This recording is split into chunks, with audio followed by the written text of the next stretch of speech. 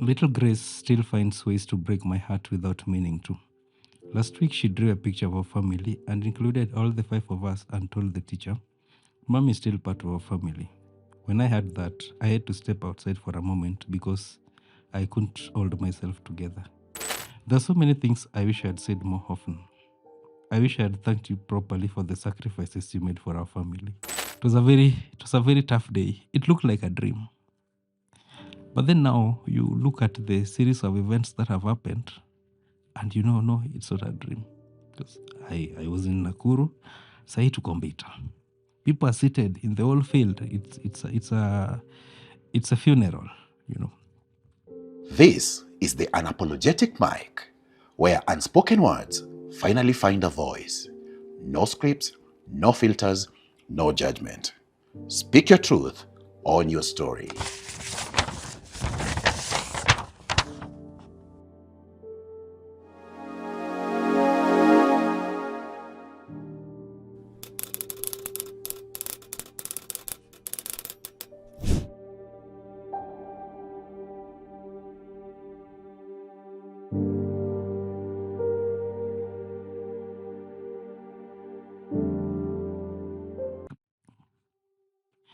Dear Mary, it's been 6 months since the accident, and I still find myself reaching for my phone to call you whenever something happens.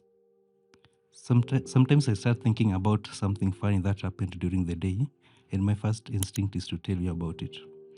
Then I remember that you're not there. And for a moment, it feels like losing you all over again. I don't think I've fully accepted that you're gone. One moment, you are driving home from work, planning dinner, and reminding me to pick up milk and the buns for you, the buns you liked. The next moment, our entire world changed. People say it happened quickly, but then that doesn't make it easier.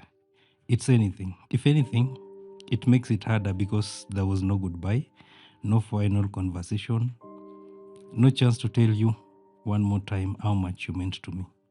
The children miss you in different ways. Ava still sleeps with your scarf beside her pillow because she says it helps her feel close to you. Daniel scored 2 goals at a football match recently, and on the way home, he quietly said, Mom. Mom would have been shouting the loudest. He was right. You always celebrated every little achievement as if it was the greatest thing in the world. Little Grace still finds ways to break my heart without meaning to.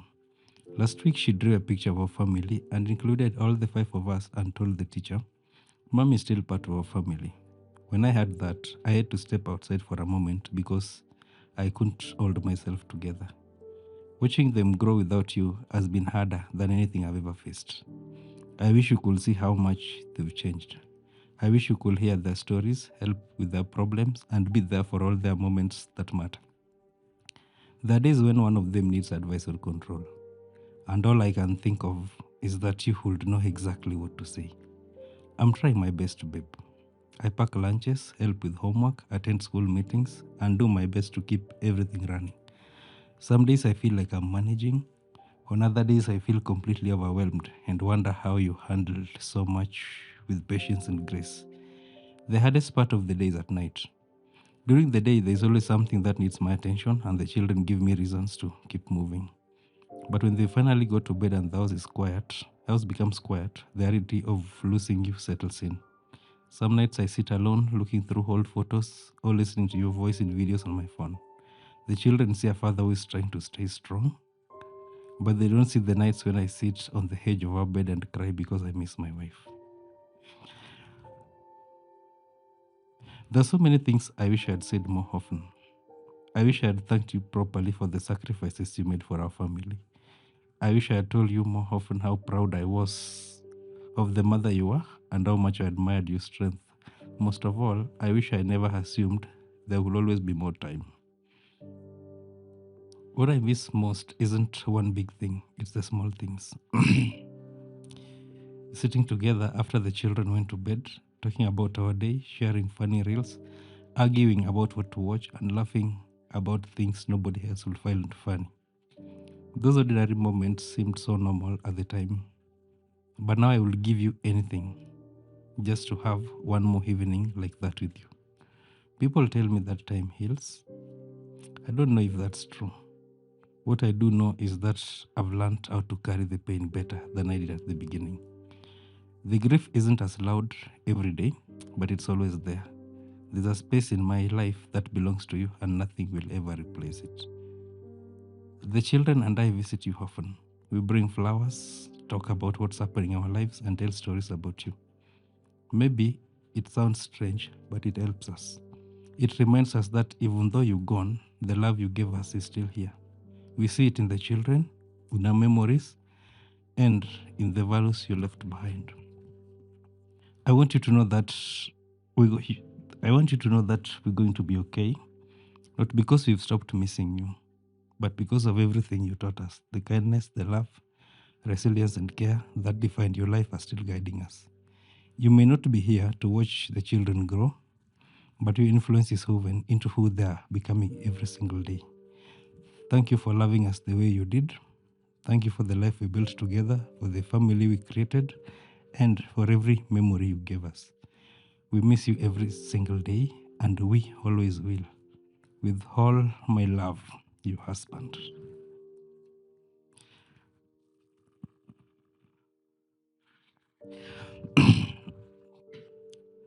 I will just tell Mary to live one day at a time.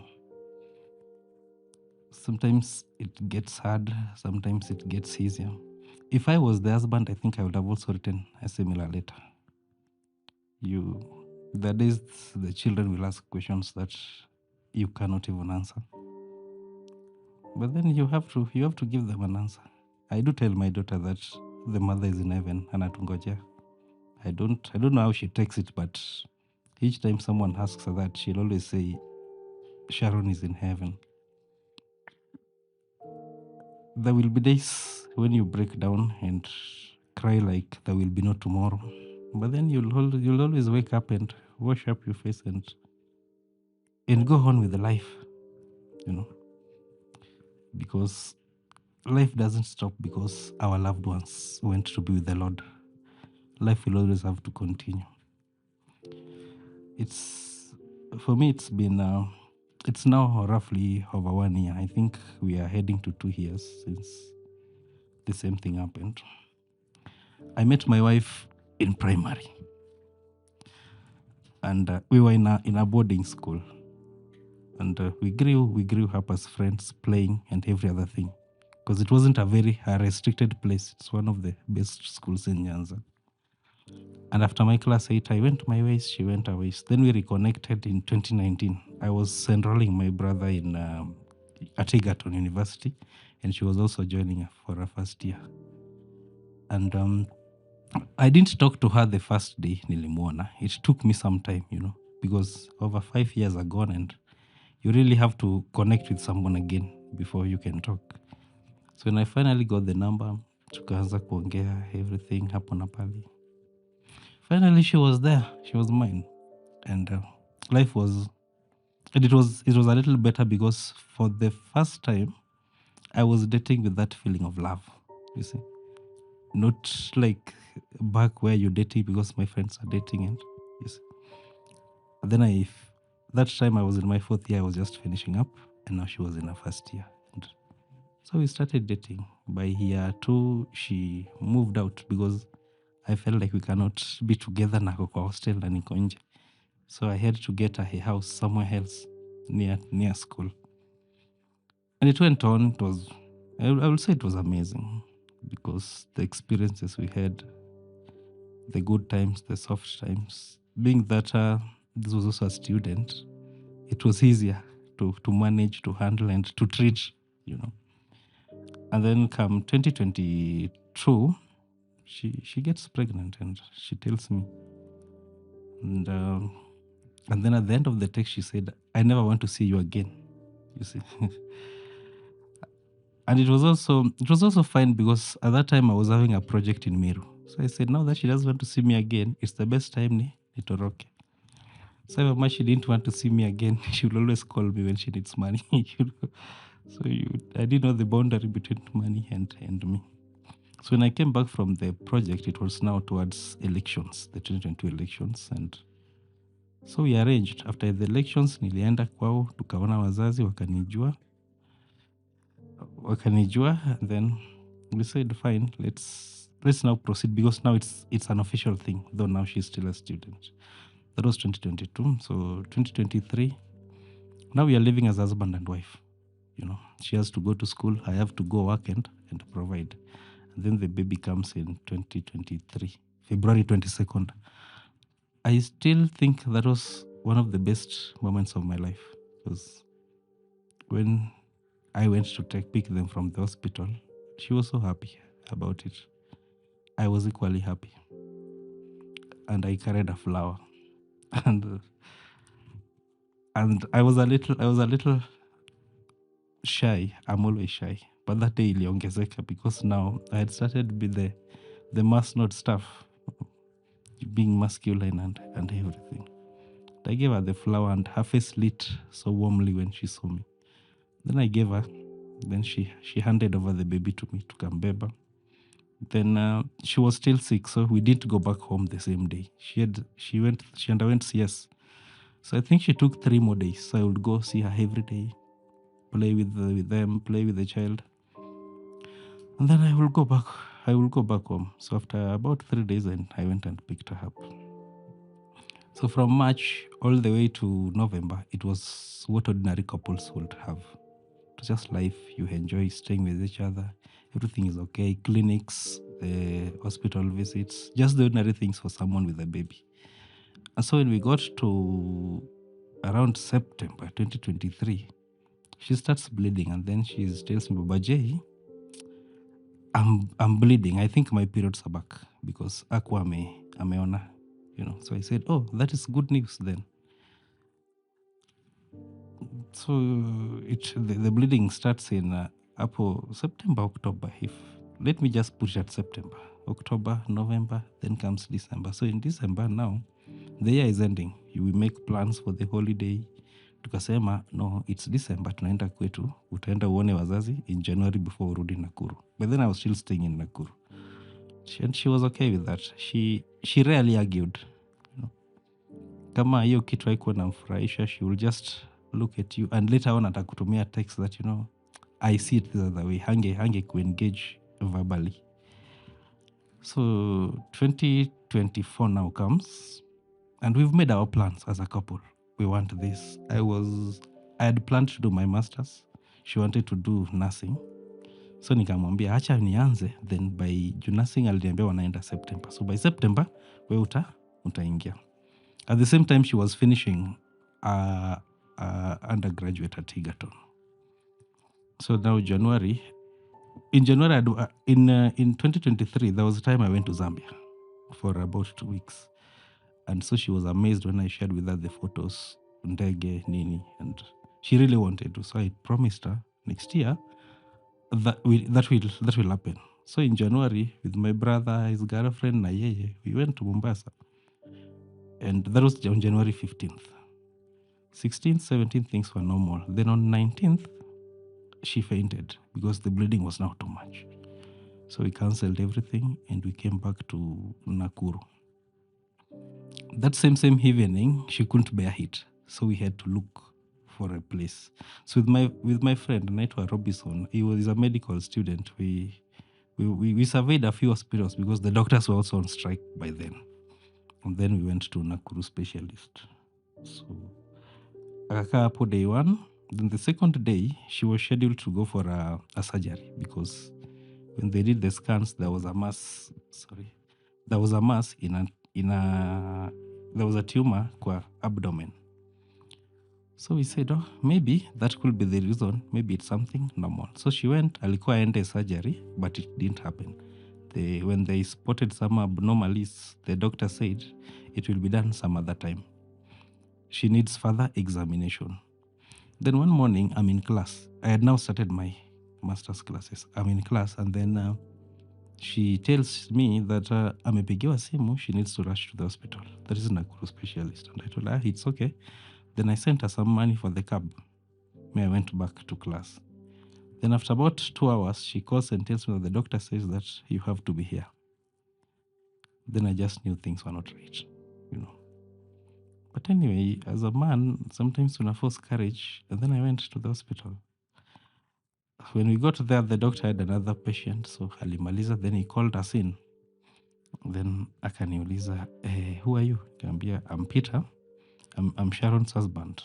And katuambia, I have some news for you, but it's not a good news.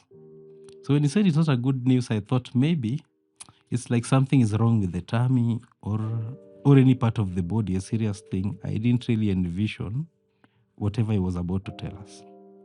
Then he looked at me coldly in the face and told me, Sharon has cancer and had cervical cancer. For a moment, life felt dark. And then she broke and cried and cried and cried and cried and cried. Cried over the baby, cried over many other things. At that moment, to me, however much I felt like there's some burden placed on me, it didn't look like a very big issue. I was like, cancer hata watu wanapona. So, well, atapona. So the doctor writes us a referral to Nakuru PGH, that's post whatever general hospital. So when we went there the following day, no, we didn't go the following day. We went home. And then I told her, okay, babe, what you do, just don't break the news yet to your parents or my mom. Let us be sure. Let's at least seek a second opinion. And then after about a week now, we went to PGH. At PGH now, the doctors there told us, no, this cannot be cancer. This is GTD, gestational trophoblastic disease. And we said, oh, you see? Then I told her, you see, it's not cancer. Wewe uko sawa, you know. And then she's admitted at PGH. Then they do the surgery, evacuation under anesthesia. Kitu kama hiyo. I might not remember the exact word say. But ungeniita last year, ningekwambia. Your time I knew quite a lot about medicine and the rest. So the surgery was done and then she was discharged. That one now we are in March. Towards the end of March again, the bleeding starts. And then we are now getting worried because this is now the third time the bleeding, it may stop, but it's coming back. So karudi kwa hospitali. They had taken a biopsy to the lab, but hatukuwa tumepata the results back. So when she went back again, akaambiwa tu, I think they did again another surgery on her. They removed the mass that had grown for the second time. And then she was discharged. So when she came back, I asked her, now, what can it be that it just keeps growing? Then she said, I don't know. So come April 5th, on April 4th, I passed through her. After the second surgery now, she went home. Because I told her, okay, what you do, you go home, talk to mom, maybe at least whatever we are trying to treat in the hospital, she can deal with it traditionally. Maybe we can get some few herbs uone. Akiwa huko, akalemewa tena. And now the bleeding was extreme. So she was rushed to Kisumu. The hospital is called Bloom. So by then I was also having some pending work in Nakuru. So I said, okay, you go there, I'll come and see you. So on 3rd of April, we passed by. And because she was with baby J, we took the baby and we went. So that evening, she called that, oh, you've taken my baby. You want to run with my child. At that time now, life had started being unbearable because now cancer is so expensive, But then we still didn't know it's cancer. So we are treating what we do not even know. This gynecologist, you go see him, 30,000. You see that other one, 40,000. Paka, you're getting tired. Frustrations pia zinaanza kuingia. So you start even looking like you're also dying the next minute. So when we took the baby, our worries were too much. So I told her, no, you don't need to worry so much. Where ukipona, you will come back to the house. I'm not going to eat this child. You'll still find baby J with us. At the time I'm going home, also there was a friend who had just passed. And he was being buried the next day, which was on 5th April. The boy had also died from cancer, 22 years. So now the next day, she calls me, nilikuwa kwa matanga. So she calls me and says, Baba Jai, there is something we need to talk about. Sometimes there's something we need to talk about. You first reflect, what have I done? So I texted back, what have I done this time around? And she says, no, this time it's about me. Then she sends the your karatasi from the hospital. And then I read it through. And then the cancer was confirmed. You see. So I was shaken, and I was in the car with my daughter and my brother in Form 4. So this other brother is so born again. So I asked him, Steve, how does this of your God operate? That now, mtu wa 24 years, now here we are that are gonna cancer.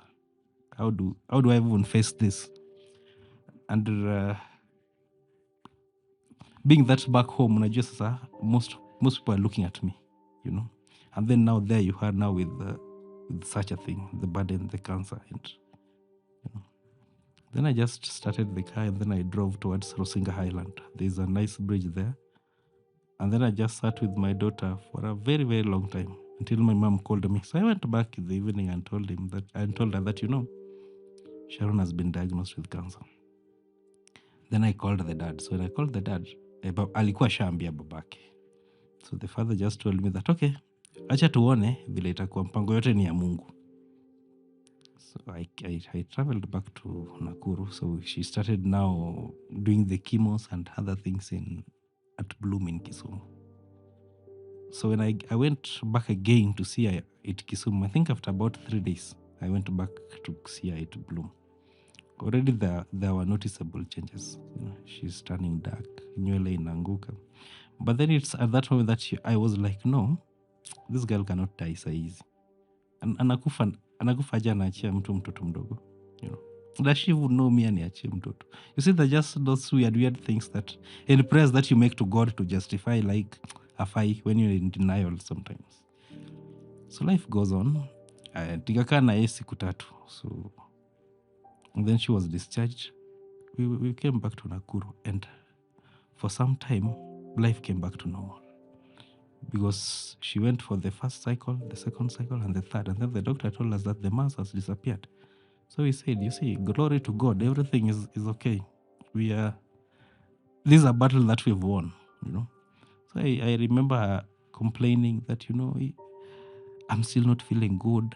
And then nikamwambia, but sasa the mass is gone, so it could be the effects of chemotherapy. Everything else will be okay. That was now June. When so July comes, it is just the normal things, normal checkups, the beta HCG are normal, few injections hapa na pale. August comes, and then September. So when September came, the bleeding came back. And then she tells me, hey, Baba J, ile kitu imerudi. I'm like, which thing? Nasikia kitu in my abdomen. Kamuuliza, so what do we do? So we said, we've been to Kisumu, and we've tried our best, but nothing has been forthcoming. So how about we try somewhere else? So the doctor writes us a referral back to PGH. In between PGH, we were visiting KNH, we were there, Nairobi Women's, we were in many other places, but we settled on PGH for medication. Now that NHIF was catering for most of the things. You know. The only problem was the delays, but it was paying for some of the things. Akaanza a first day hapo PGH, kampeleka mbio, but she survived. Then she came back home. We pushed because she took, I think, 2 weeks before she went for the cycle. And so between the 2 weeks, sometimes it was so hard, sometimes it was so good. Personally, I've never been a caretaker to someone. Sijawahi kaa na mgonjwa. But now from September, it was a different experience altogether, because now you have to be there with her. You have to go to the hospital. And because the hospitals are also full, so we opted we drive her to the hospital, chukue dawa, we go back home. And it was so manageable in September.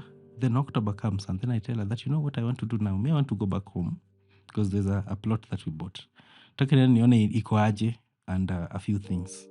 Then she said, okay, let me also go home. Aende kwao.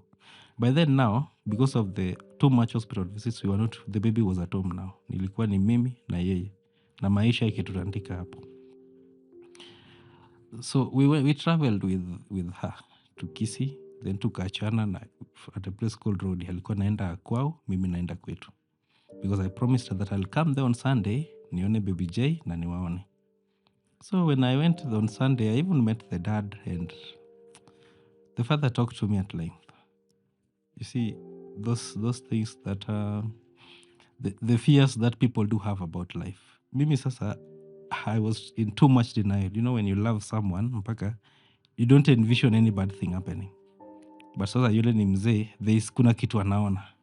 Yeye anaona mtoto wake ameumia sana, ameisha, but because I'm blinded by love, mi naona tu huyu ni mtu anapona. It was on a Sunday. So we were there tukakaa na wao mpaka very late in the evening. I went with my elder brother. Then I went back.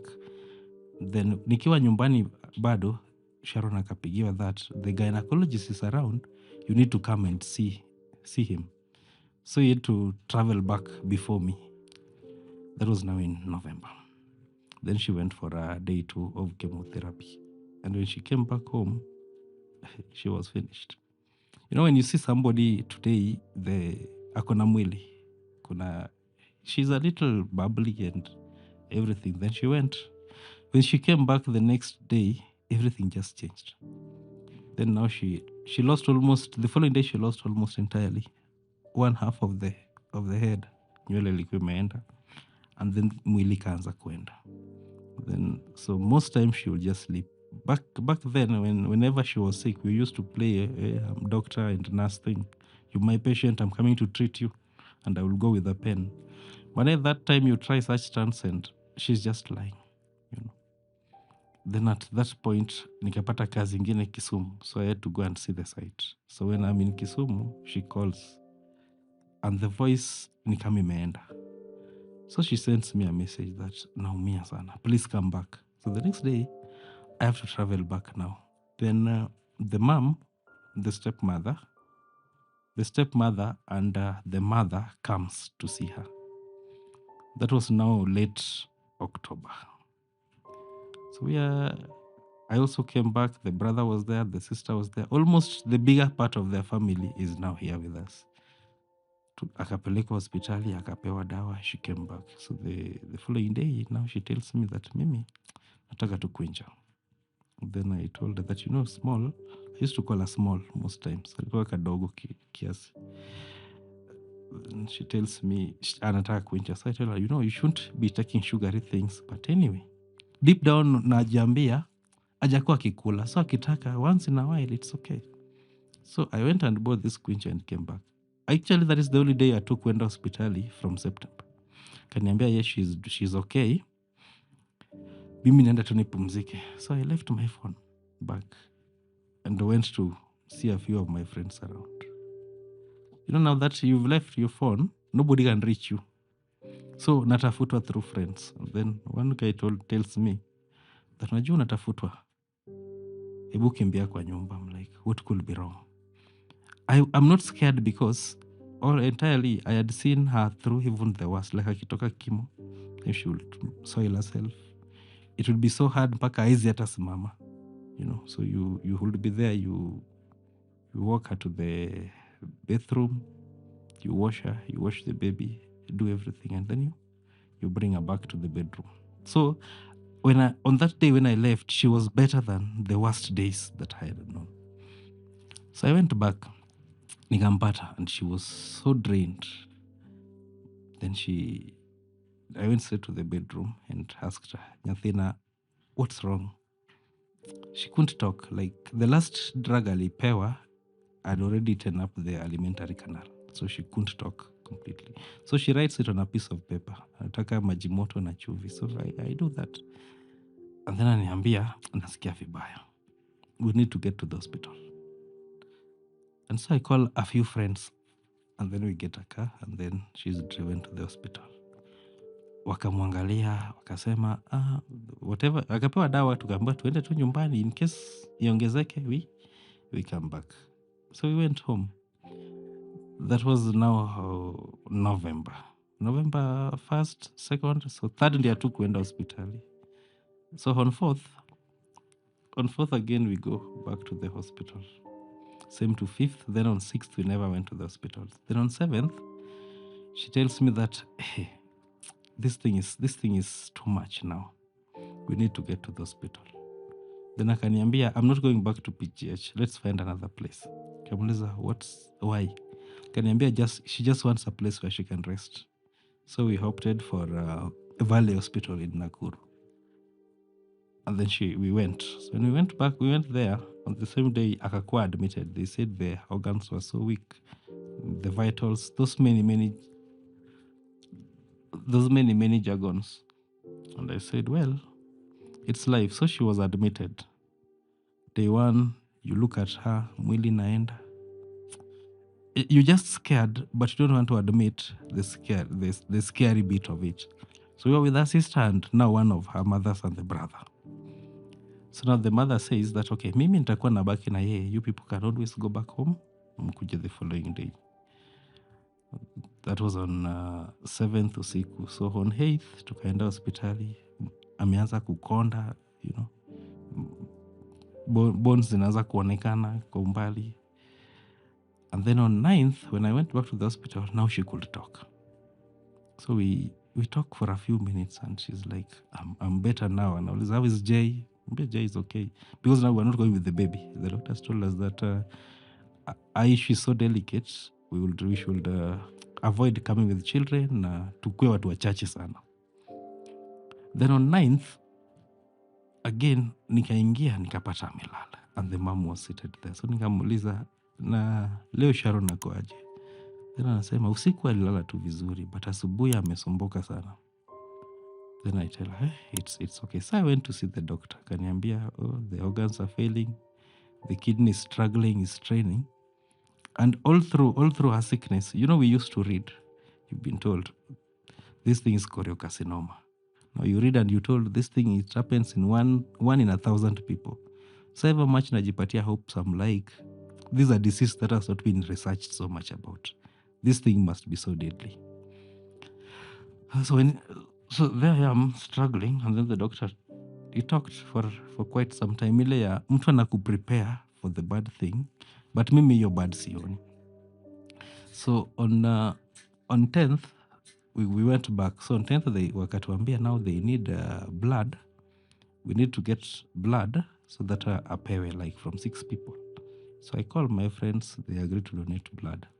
When I told the doctor I have enough people, akaniambia pia still anafaa end dialysis because sahi tukimwongeza down before end dialysis inaweza muumiza. I said it's okay. So the friends donated everything, and then I went back to stay with her. That evening, I told the mom, why don't you go and rest at home and then nibaki na yeye. And then she was like, hapana, acha tu nikae na yeye. We enda uone mtoto wako aje, uone vilao wengine watakula. Because there were people in my house. For the entire time we lived, hakuna siku tuliwahi kuwa wawili until akiwa mgonjwa hapo.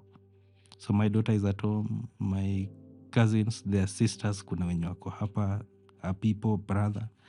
So I was mwili ilikuwa inakataa. But then najiambia, okay, fine, she's remaining. Let me go. So namuuliza Chunya, sani nade? Kasema anmaber. And deep down I know, like, I believed so much in her, and I believed so much in her healing that even in my wildest of imaginations, I wasn't seeing death coming, you know. And then nampiga picha, namwambia, now smile for daddy. And then we take pictures and some few videos. And then I tell earlier before, when I saw her, nikaambia mother now when I came back. And then nikaambia, we sasa enda upumzike kidogo tu, hata utembee, let me remain with Sharon. So the mother and the sister went, nikabaki na yeye. And then I said, God, I am not always prayerful enough, but on this one, kindly just nisikize.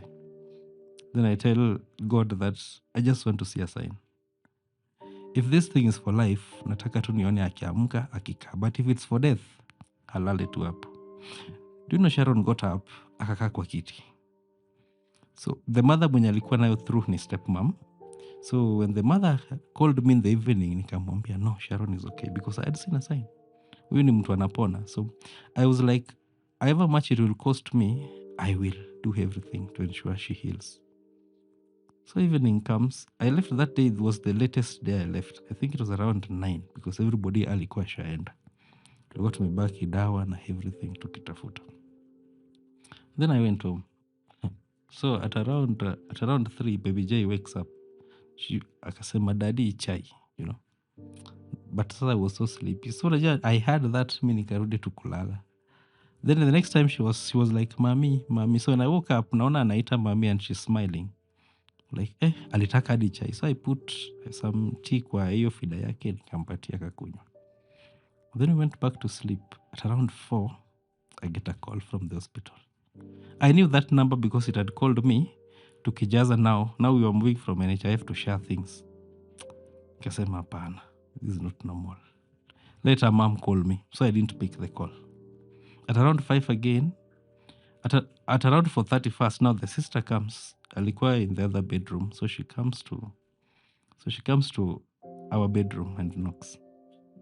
So I didn't pick the call. So the sister comes. That was now 4 towards 5, and she asks me, leo umepanga aje?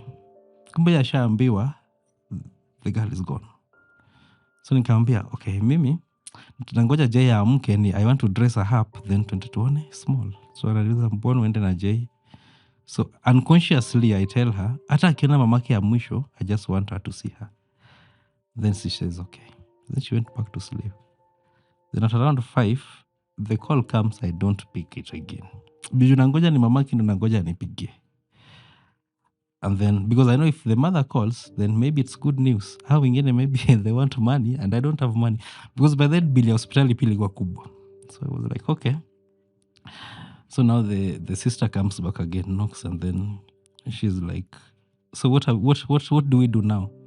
Yeah, why don't we just let Jay amke, then we go. And then she tells me Sharon is dead.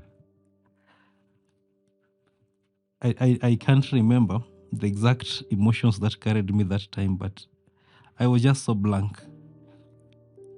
Then I just got up, opened the door and walked out of the gate. And then I just stood there. Then one of our neighbors, I think alisikia nikitoka. Maybe alichukua shaskia or something. Then he comes out. And then he asked me, where are you going to? Because I was in a vest and a short. I didn't know where I was going to, anything at that moment. Then nikamwambia Sharon ameenda. And then anauliza ameenda home. I think he was playing with my mind though. Then alikuwa amejua. Niambia no, amekufa. Then he went back to his house. So I went back to my house. Now people are starting to come. I call a few friends. Nikamwambia Sharon has passed. So they're coming, you know. So I went up and woke the baby. Nikam prepare. Then now the number calls again. I pick. Kaniambia, we are sorry, your wife has passed on. Now it's time you come. We do for a few formalities, you know. Then I'm like, anyway, she's gone, you know. Where is the hurry? You see, because I'm also now so stressed and troubled. I don't know what to do.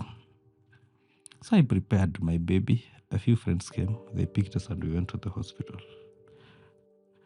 So when I walked into that ward, whatever I had feared most, ile kitu nilikuwa nimedread sana, it had happened.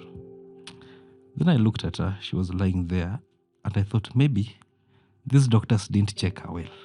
So I take my hand. I try to feel the pulse, the neck, and there's nothing. At that time pia, mwili imefura. Like, unlike the last day, mwili ilikuwa imeendaenda. Now mwili imefura. And you know, you're so confused. Like, maybe she's now alive, you know. But it was the hardest parts of my life. I was carrying baby J in my hands. And she's looking at the mother. And then I'm like, now this girl is an orphan. You know? So we do a few preparations and then tukampeleka Umash. Then the previous day we had planned, my mom was coming to see her and the father was also coming with the people because we were like, ni nyinyi mmekuwa tu ni pesa mnatutumia and you don't even know mtu una treat akoaje. So no, people are on the way coming. So I called my mom. No, she first called me in the morning around 6 and told me, see, tumetoka tunakuja. I didn't tell her anything. Nikasema tu sawa. The same to the dad. So when I just said, okay, let me tell her. So I called her back and told her that, you know, Mama just passed. And then akasema, Peter, I'm coming, you know. And then I called the dad, akaniambia, we were coming, but now that she has passed, hakuna haja, Then I asked her that sasa usipokuja, so what do you want me to do? At least you know a few things that can be done. Mimi sasa what do I do? Mi sijawahi poteza mtu. This is the first time. I don't know. So he also said, okay, it's okay, nimekusikia, I'm coming. So my mom arrived first. Apo bado the body was still in the hospital. Apo. And for a moment I felt like mimi sasa sina nguvu, So she held me that motherly embrace and I felt a very big comfort. But I still cried, and she prayed and asked God, how do people worship you? Because for a whole year we had really prayed. Mimi nimeenda hadi Heaven's Gate kuomba. If really prayers would have solved something, if it would have done me something so big, that would have been the moment. Because at that point you're like, hata angekuwa tu mgonjwa, but namuona, not that amekufa. So now they bring that trolley, that noisy thing, they put her inside. I know now she's dead. So that too much care is not even there. Until I had to tell the guy that you can let me carry her on my back, because now she's dead and they're just carrying her. So we went to Marsh. And then we left the body. Tukaenda sasa where we stayed. And then I felt like everything was so easy. You're trying to put the brave face where you think that I am strong. I have to be strong for Jay. I have to be strong for my mom and everyone else. So every day, from that day, I would wake up with a very strong face. But you get the slightest opportunity, you just giza tu kichwa kwa wardrobe and do your thing. So the next day, we friends came, we mobilized resources hapa na pale. So we took the body home. So when I got home, it was so hard for me. So I said, no, I can't be here. So I came back to Nakuru. That was now around, she died on 12th. So that was on 14th. We were home. So 15th, I came back to Nakuru. Because I stayed in Nakuru now from 15th up to 1st of December. So I still tried acting like life is normal. I will still wake up, go to my sites as normal.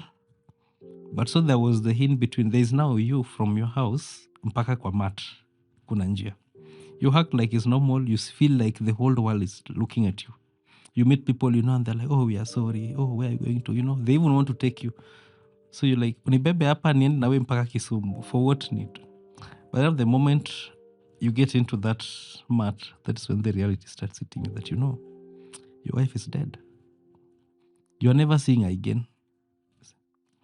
Even the evening she died now, the thoughts are like, no, she's never coming back to this house. She will never see her in this bed. Now you're looking at the clothes and you're like, she will never wear this again. And you see, the things you hold dear start replaying in your mind. So we go home on 1st December. I am there acting strong. We buried her on 6th. On 5th, akaletwa nyumbani. On 6th, we buried. I learned quite a lot of things during that period. One of them was just be you. Just it doesn't matter who is there, who is seeing you or whatever.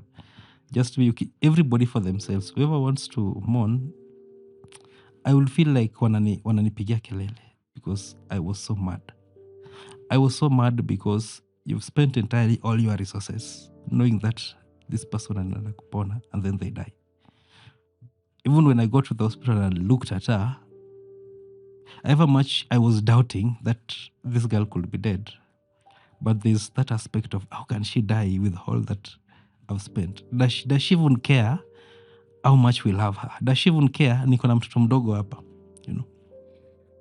But anyway, she had gone. Now you have to start. One of my friends, he was a friend to my dad. So he tells me that now Sharon is dead. You have to man up and put everything in order. Nobody's coming to save you, Peter. So that is one thing that kept pushing me. Now nobody's coming to save you. Now you've never been even close to a dead body, but now it's you going to the hospital, signing documents, the burial permit, whatever, nini. It was a very hard thing. Sometimes you'll sit and most times I wasn't remembering her in sickness, but her in good health. See the jokes, the outings, the dinners. You know, I was kinda naughty. And I used to talk a lot, si kama siku hizi. And sometimes you do something weird and she'll be like, unajua saizi wewe ni mzazi. You know? And she's like, we. She never used to shout. She could not even quarrel. If she disagreed with you, she will say it over text. She won't attack you or face you. That you did this thing and I didn't like it. So we bury small, and it was a very tough day. It looked like a dream. But then now you look at the series of events that have happened, and no, it's not a dream. Because I was in Nakuru, sahi tuko Mbita. People are seated in the whole field. It's a funeral, And for the moments that I sat in that front row looking at that coffin, my mind really replayed a lot of things, Sometimes you just wish kitu tu ifanyike before time yako ya kuongea ifike. Kitu tu ifanyike ubebwe utoke hapo. Then you look, she was also a dad's favorite. So I look the other side, it's her father. She's in tears. The mom is so tired. My mom huku ingine ako so overwhelmed. Ni emotions kila mahali. The only person who at least alikuwa na courage kidogo was a friend of mine called Juma. Kidogo naona yeye pia analia hapa. So it's like now it is me handling my own grief alone because everybody is crying. The service goes on. Tukaenda tulimzika kwetu. Culturally, according to the laws, wanasemanga, if you haven't paid the bride price, haufai kuzika bibi. But the father was kind enough. He told us that wewe chukua bibi yako uende uzike, everything else tutasema baadaye. So we buried her. And then I think grief inazanga hiyo siku tu mmezika, the next morning, that is when grief now sets in, because now people are leaving. And then that following day kulikuwa kuna drizzle. So I went back to the graveyard and I cried. And I told God that sasa wewe, I've really prayed and prayed and prayed and you did nothing. God still tells me that you'll do something.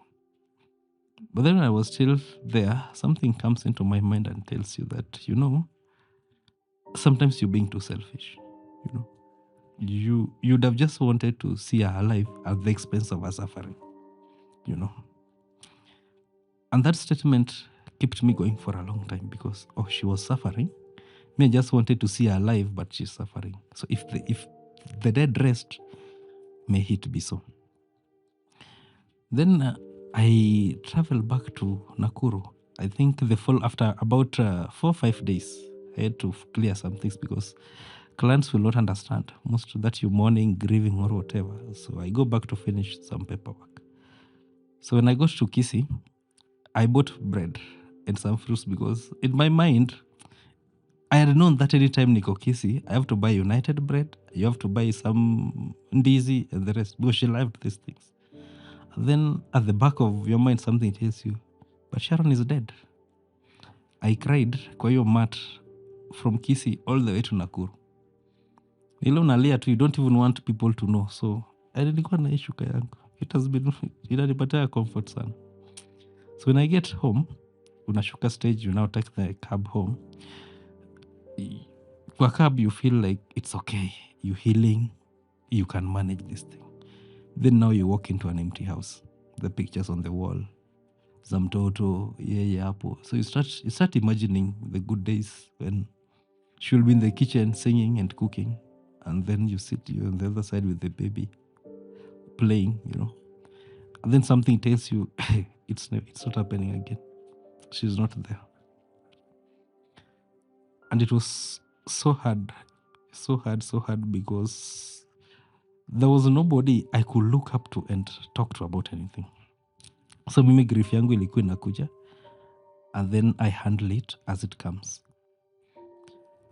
Then I started testing something, started drinking. You think that this will take you through, and then I will sleep. You drink. I'd never drank in my life, but then now imekuweka. It started with innocently just a small can of white cup. Though it tasted so bad, but I drank it all. And then I drank more and I drank more. And before I knew it, I was drinking, And then I started smoking. Because once I did these things, I could sleep. So the only thing I could do, I would get back, and I didn't want people to know that I'm smoking and I'm drinking. So I would buy these things na niende nazo kwa nyumba. Weke kwa bag vizuri fike kwa nyumba. So one day I drank and smoked. And instead of sleeping, I started crying. And I cried. I cried so much until the landlord came and started talking to me. That's when I realized that all through I've been crying, and I've been crying so loud. But I didn't stop drinking at that time, because that was the only comfort nilikuwa nayo. So ni ile unaamua upunguze kidogo, so I don't buy too much. But then now the baby was now at home with my mom, So you get now life inaanza kukuja.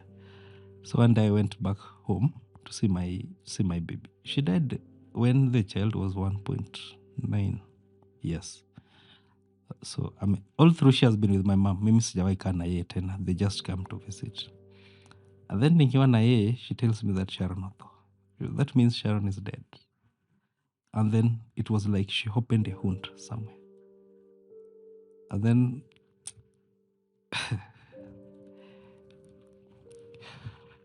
you just cry, because now there's nothing you can do. But I think I've cried more after her death than I cried when she was sick. Because sometimes you look at somebody who was so good, so fruitful. Sasa she's messing on herself, So I will clean her, and then I go back there. As I shower, unauliza Mungu, sasa God, what are these? Nini easy?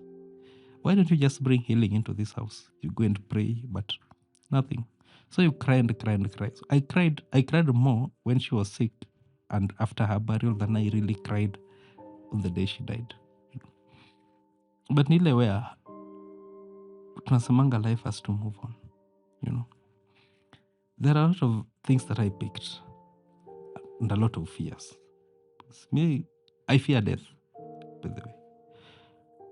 Because I saw firsthand what death can do. It robs you of the most precious of things. And it happens when you least expect it. Your time where you think like everything is going on, everything is figured out. That is when it strikes. And it doesn't tell you that, I'm taking this person. But even death come with the warning that, Sharon is dying on 12th.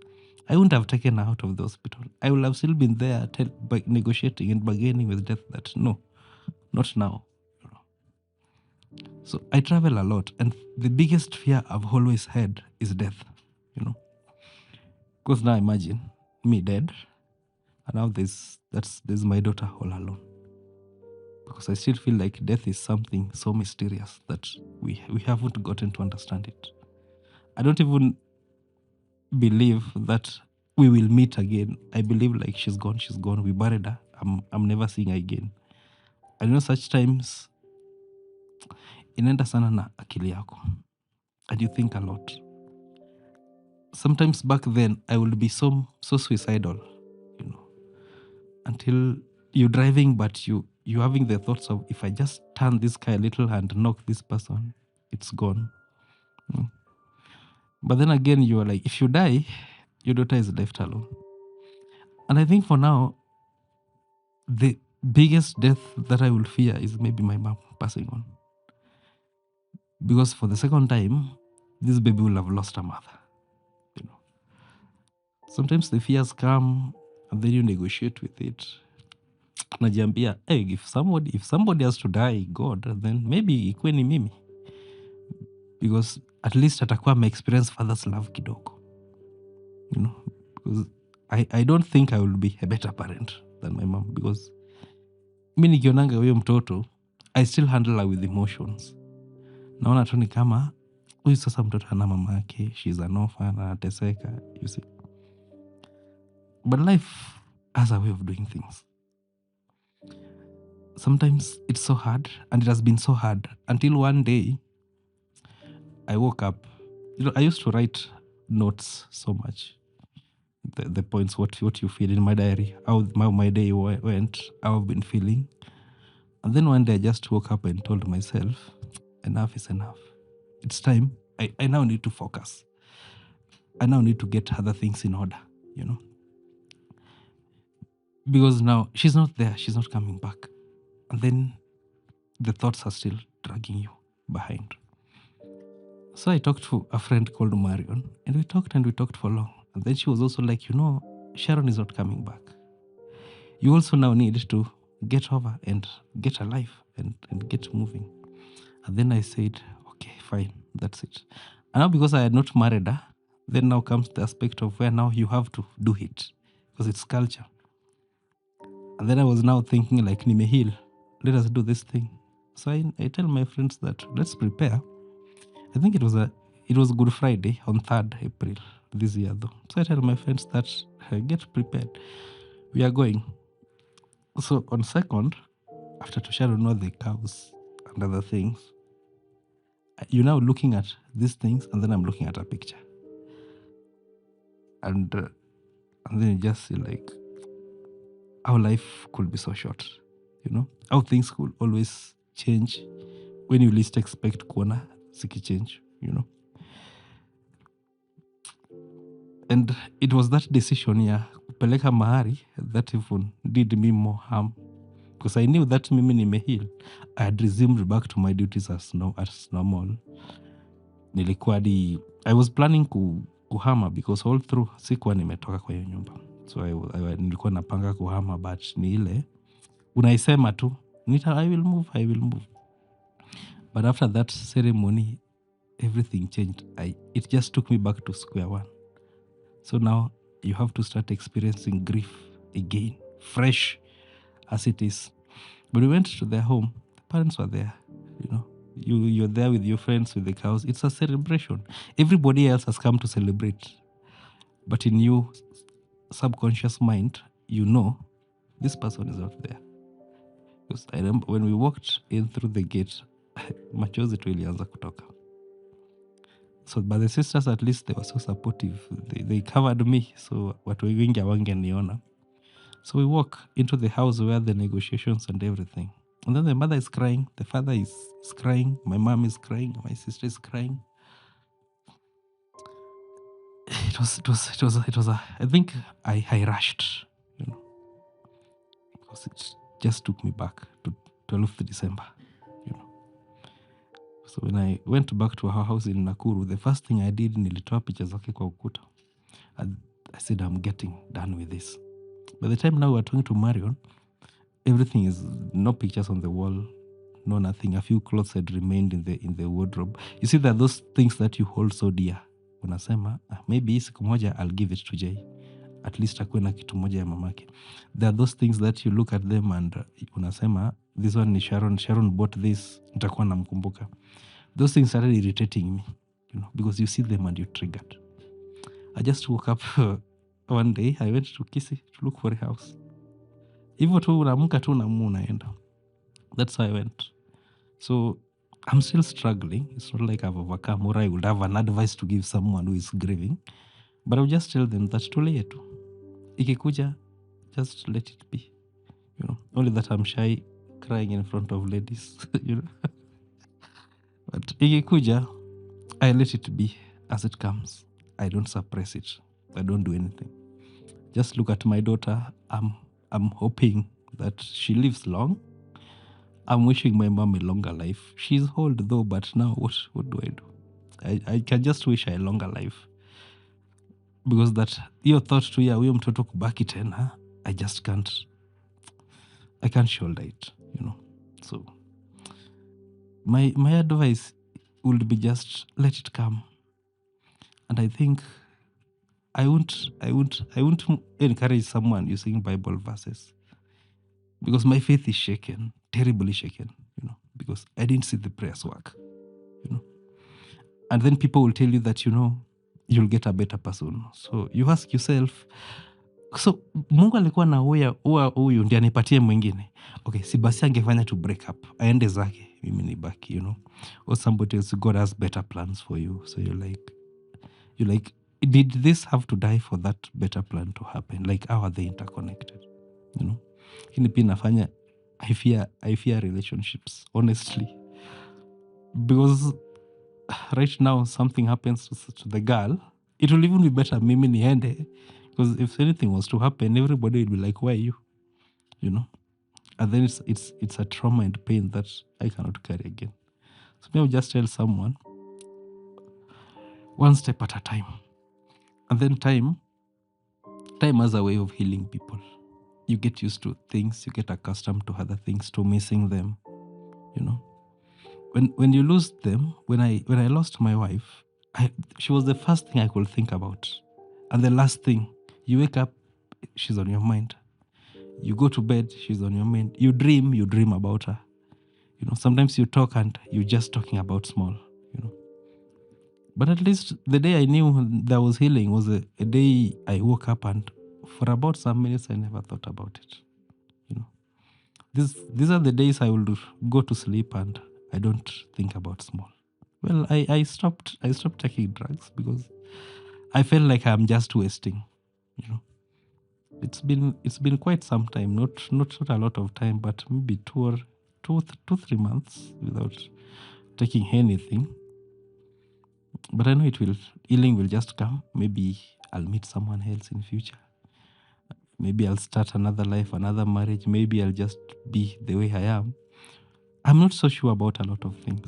The only thing I'm so sure about is that I fear death and I fear relationships so easy. Because that was my first heartbreak. I used to play around. So you get to know when somebody's detaching, ulikuwa unajua. So you detach and then you tell them that mbona umeniacha, But so huyo amekuacha for real,